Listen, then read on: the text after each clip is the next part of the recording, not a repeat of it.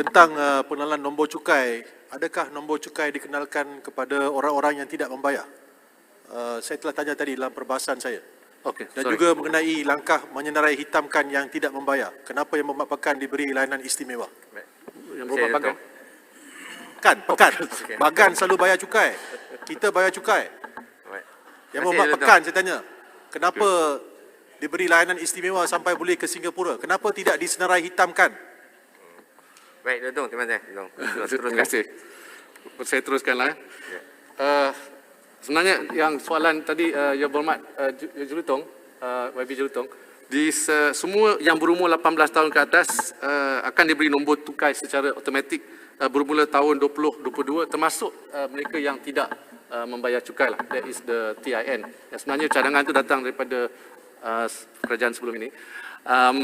Kalau kita lihat ada satu soalan juga mengenai kumpulan wang amanah negara tadi. Kita nak menegaskan bahawa tiada pindaan yang dibuat. Berhormat tidak jawab soalan saya. Kenapa Yang Berhormat Pekan diberi layanan istimewa? Kenapa beliau dibenarkan untuk luar negara? Kerja mahkamah.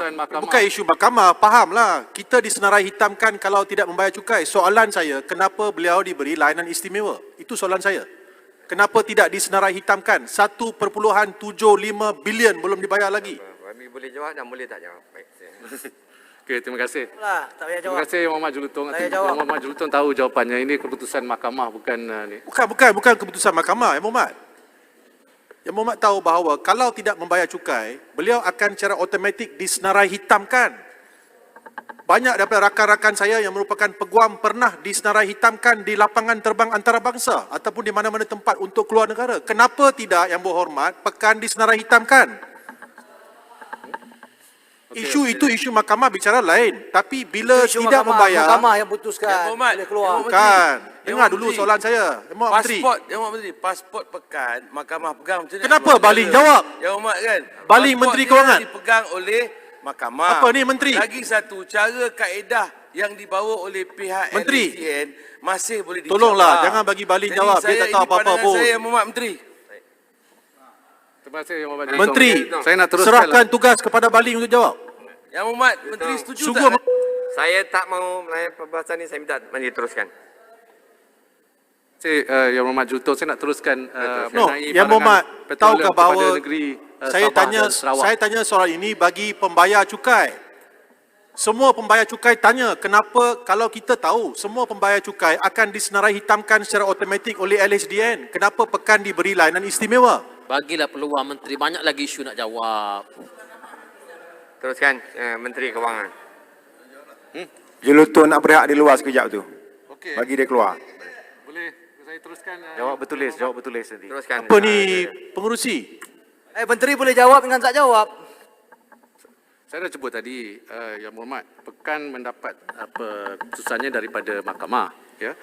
Dan dengan itu pihak LHDN tidak dapatlah senarai hitamkan beliau pada masa ini. Ya. Kan mengembalikan pasport adalah perkara lain. Senarai hitamkan seseorang yang Kami tidak bayar tunggu jawapan lagi. isu lain. Banyak lagi belum jawab. Dah jawapan dah. Jelutong sila duduk, Jelutong. Adakah Yang Berhormat Menteri takut nak jawab sebab Jelutong, gitu dah. Jawab dah. Pekan ada membuat sesuatu rancangan dengan bera? Okeylah. Saya tanya, saya berhak untuk tanya perkara ini. Jelutong, sila duduk, Yang Jelutong. Berhormat Pengerusi, saya minta Pengerusi, semua rakyat Malaysia yang tak bayar cukai akan disenarai hitamkan. Kenapa Pekan diberi layanan istimewa? Itu soalan saya. Saya dah jawab tadi, Yang Berhormat Jelutong. Kalau Yang Berhormat Jelutong memberi sedikit perhatian kepada jawapan saya.